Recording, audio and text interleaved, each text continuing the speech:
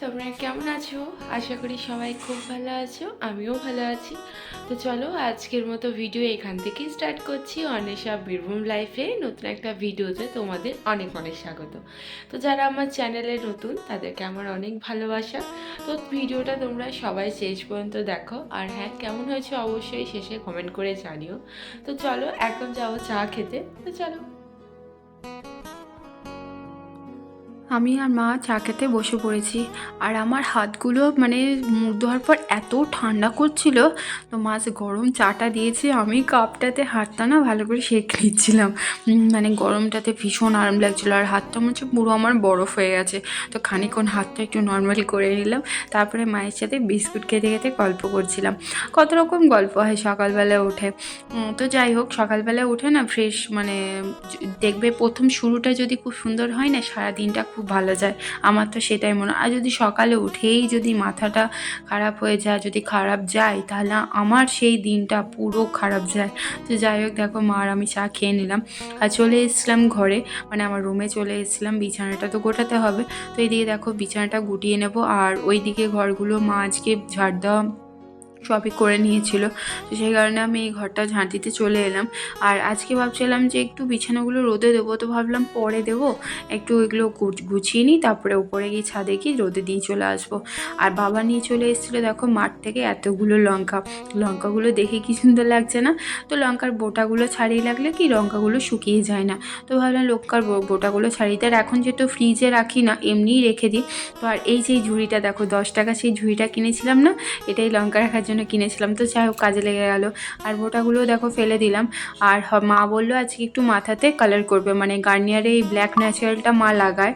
তো এদিকে দেখো আমিও প্যাকেটটা ছিঁড়ে নিলাম, আর মা বললো আমাকে একটু সকাল সকাল লাগিয়ে দিয়ে, তাহলে কি মা শুকিয়ে গেলে স্নান করতে পারবে তাড়াতাড়ি। যদিও মা স্নান করার পর মাথাটা পরে ধোয়, কারণ খুব তাড়াতাড়ি ধুয়ে নেয় না। আর এই যে কাপটা আছে, প্লাস্টিকের কাপটা, এই কাপটাতেই কিন্তু মানে গুলে রাখা হয়, তারপরে মাথাতে দেওয়া হয়। আর এই ব্ল্যাক গার্নিয়ারের জিনিসটা কিন্তু ভীষণ ভালো। মানে আমি বাপের বাড়িতেও মাকেও আমি এটাই ব্যবহার করে, মানে এনে দিই, মা এটাই ব্যবহার করে। তো এখানে মা আগে ব্যবহার করতো না, তো আমি বললাম তুমি গার্নিয়ারটা ব্যবহার করো, তোমার চুলে কোনো প্রবলেম হবে না। হ্যাঁ, হয়তো আবার সাদা হয়ে যেতে পারে, কিন্তু চুলে কোনো ক্ষতি হবে না। দেখো মা বলছে এটাকে এদিকে লাগিয়ে দে। তো আমার মনে হয় না, কেউ লাগিয়ে দিলে না, থেকে নিজে লাগানো অনেক ভালো, তাই না? কারণ নিজের অনেক সুবিধা পাওয়া যায়। যদিও মা বলছিল এরকম করে দে, এরকম আমি করে দিচ্ছিলাম, কিন্তু শেষ পর্যন্ত দাঁড়াও দেখতে পাবে। আর একটা ঠাকুমা এসেছিলো, ঠাকুমা বলছে দাঁড়া আমাকেও করতে হবে, জানো তো, আমারও করা হয়নি। আর ঠাকুমা ফুল তুলতে আসে প্রত্যেক দিনই, তোমরা আমার ভিডিওতে আগেও দেখেছো এই ঠাকুমাকে। দেখো লাস্টে শেষ পর্যন্ত আমি কাল হাত দিয়ে বসে গেলাম, মা সে নিজেই লাগালো। তো বসে থাকবো কি, সময়টা কেটে যাচ্ছিলো, তা হঠাৎ করে ভাবলাম না সবজিগুলো কেটে নিই। আর বাবা এনেছিল আজকে পনকা শাক, যেটা আমার ভীষণ ভালো লাগে। তো শাকের মধ্যে 3টে ফেভারিট, পনকা, পালং আর পাট শাক। তো পনকা শাক নিয়ে এসেছিলো, আর বেগুন দিয়ে একটা পনকা শাকে পোস্ত করা হবে। আর বেগুন তো কাটতে কাটতে অর্ধেক মানে ফেলেই গেছিলাম, কারণ এত পোকা লেগে গেছে বেগুনগুলোতে, কি বলবো। তো কী করবো, যেগুলো নেওয়ার মতো নিয়ে নিলাম, যেগুলো ধুয়ে রাখার মতো ধুয়ে দিলাম। আর দেখো আমি শাকটা কেটে ভালো করে জলে ভিজিয়ে দিয়েছি, এক বালতি জলে। আর সেই জিনিসটা নিয়ে আসবো, তোমাদেরকে দেখাচ্ছি দাঁড়াও। সেদিন কিনেছি 10 টাকার, প্রত্যেকটা জিনিস ব্যবহার করবো। এই যে এটা এটা বেশি গেলে এটার জন্যই বেশি করে কিনেছি। শাক শাক ধোয়ার সময় না না শাক ওঠাতে খুব অসুবিধা হয়, অর্ধেক শাক রয়ে যায়, আসতে চায় না। তো দেখো এটাতে খুব সুন্দর বালি ছাড়াই কি সুন্দর উঠে গেল। মানে ছাকনাটা ভীষণ কাজে, শুধু কি এটার জন্য ব্যবহার করা হবে, আরও অনেক কাজে ব্যবহার হয়, তবে কিন্তু ভীষণ হেল্পফুল। আর দেখো সেই নতুন লাল রঙের বাটিটাতে বেগুন কেটে রেখেছি, মানে আজকে সব নতুন জিনিসগুলো সব উদ্বোধন করে দিয়েছি। আর দিয়ে দেখো শাকটা জল পড়বে বলে একটা বাটিও রেখে দিলাম, আর বেগুন আলুটা আলাদা করে রেখে দিলাম আর আলু ভাজার জন্য। আর বোটাটা কেন রেখেছি বলো তো, তোমরা ভাবছো? এটা রেখেছি পিঠে করবে বলে। আর আমাদের গোয়ালে চলে এসেছি, গোয়ালে মা উনুন ধরায়, তো উনুন ধরাতে কয়লা ডাব অনেক কিছু লাগে। তো মা বললো বস্তা বস্তায় রাখা ছিল, সেগুলো একটু ওঠাতে অসুবিধা হচ্ছিলো যেহেতু মায়ের কোমরে ব্যথা। তো মা বললো আমাকে একটু হেল্প করে দিবি, তাই তো বেশ ঠিক আছে চলো। তো ভাবলাম তোমাদেরকে একটু শেয়ার করি। এদিকে দেখো মায়ের বলে এই বস্তা থেকে এই বস্তা এটা না ওটা না করে পরে ঠিকঠাক জায়গায় রেখে দিলাম। আর যেটা দরকার আমি ডাবগুলো বের করছিলাম, কারণ উনুন ধরাতে ওগুলো তো লাগেই।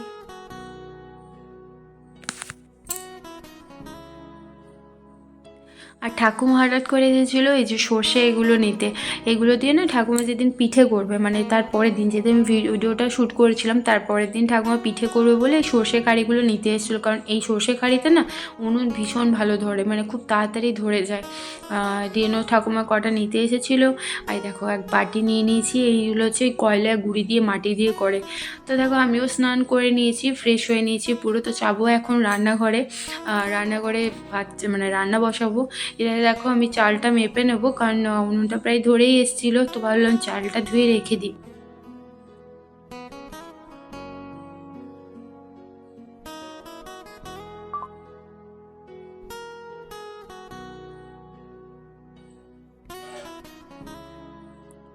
আমার চালটা ধোয়া হয়ে গেছে, তো চালটা ধুয়ে রেখে দিলাম, ব্যাস আমার সবজি চাল সব ধুয়ে পুছে পরিষ্কার। এবারে শুধু উনুনটা ধরিয়ে দেবো।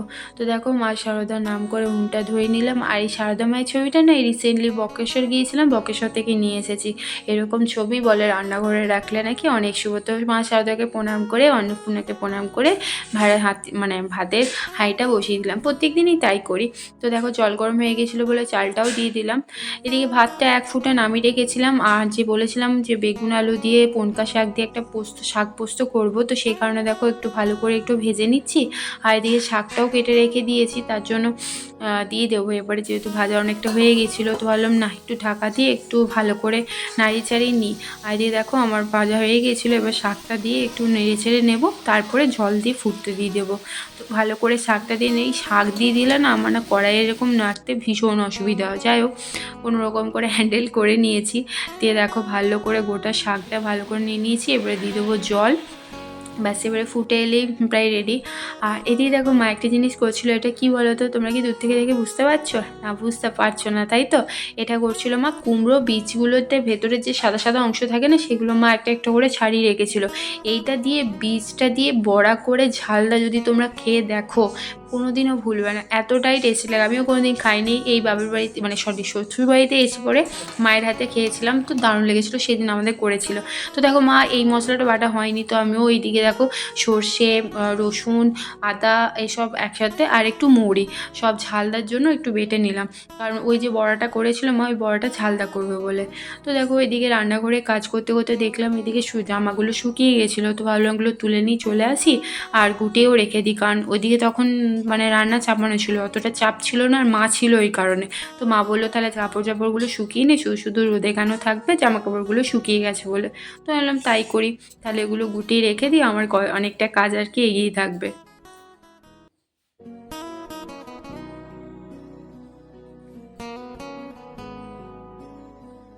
আর আমার না এই ড্রেসিং টেবিলটার আলনাটা না ভীষণ প্রিয়। মানে আমার যখন আমি কিনতে গিয়েছিলাম দেখে না আমার এত এটা পছন্দ হয়েছিল কি বলবো। দেখো সব কাজ হয়ে গিয়েছিলো, তো দুপুরবেলায় আমরা সবাই মিলে খেতে বসে পড়েছিলাম, কোথায় বলো তো, রোদে। আর বসেছিলাম এটা বড় ঠাকুমাদের বারান্দাটাতে, কারণ ঠাকুমাদের এই দিকটাতে না অনেকক্ষণ রোদ থাকে। আর ঠাকুমা আমাদের ঘরে খাচ্ছিলো এই কদিন, ঠাকুমা যেহেতু খুব অসুস্থ ছিল, তো সেই কারণে ঠাকুমা আমাদের ঘরেই খাচ্ছিলো।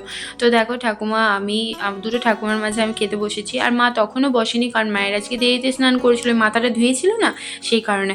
তো মাও তারপরে খেতে বসে যাবে বললো, তো চুলটা ছাড়িয়ে নিয়ে সিঁদুর টিকিয়ে বললো আমি খেতে বসবো। তো আমার যেহেতু খিদে পেয়ে গেছিলো আর অনেকটা লেট হয়ে গিয়েছিলো, সেই জন্য মা বললো তোরা বস, তারপর আমি খেতে বসবো। তো দেখো মাও বসে পড়েছিল। আর পেছনে দেখছো ওই দাদুটা এসেছিলো বাবার খাবার নিতে, মানে বাবা গিয়েছিলো মাঠে ধান কাটতে, তো বাবা দেরি হবে বলে তো ওই দাদুটারও ছিল, মানে একটা কাকুও গিয়েছিলো, তো বললো তাহলে খাবারটা পাঠিয়ে দিতে, তো সেই জন্য খাবারটা নিতে এসেছিলো।